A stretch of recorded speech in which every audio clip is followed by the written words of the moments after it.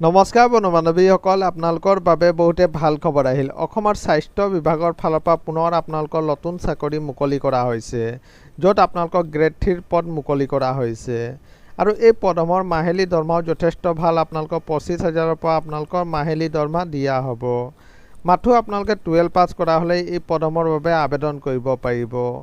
আপোনালোকৰ কি পদ আছে, কিমান বয়সলৈকে আবেদন কৰিব পাৰিব আৰু কিদৰে আপোনালোকে আবেদন কৰিব, সবিশেষ জানিবৰ কাৰণে আমাৰ এই ভিডিঅ'টো আপোনালোকে শেষলৈকে চাই থাকিব। বলক ভিডিঅ'টো আৰম্ভ কৰোঁ।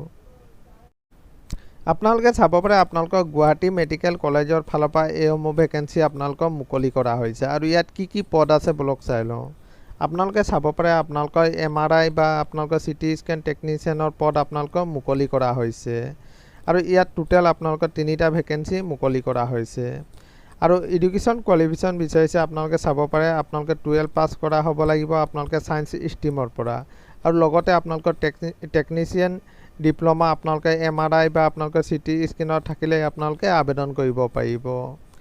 আৰু মাহিলী দৰমহা আপোনালোকে চাব পাৰে আপোনালোকৰ 24,000 টকা আপোনালোকৰ মাহিলী দৰমহা দিয়া হ'ব। আৰু এই পদসমূহৰ বাবে আপোনালোকে অফলাইন আবেদন কৰিব লাগিব। অফলাইন আবেদন কৰিবৰ কাৰণে আপোনালোকে নিজৰ CV বা আপোনালোকৰ ৰিজিউমখন আপোনালোকে ডাইৰেক্ট গৈ আপোনালোকে ড্ৰপ বক্সত আপোনালোকে ভৰাই থৈ আহিব পাৰিব।